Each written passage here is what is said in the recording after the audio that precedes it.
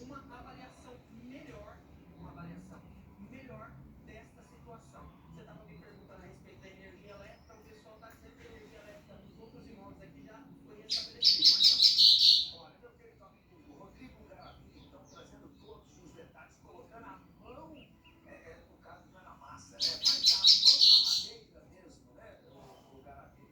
A mão no tronco, o Garavini colocou agora há pouco, aliás, no resto de tronco, né?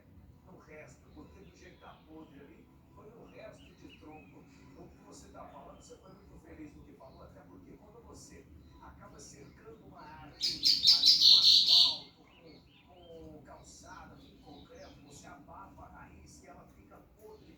Ela ficando podre, ela não consegue realmente sustentar a árvore. E aí foi o que aconteceu. Quando vem um vento muito forte, aí acontece.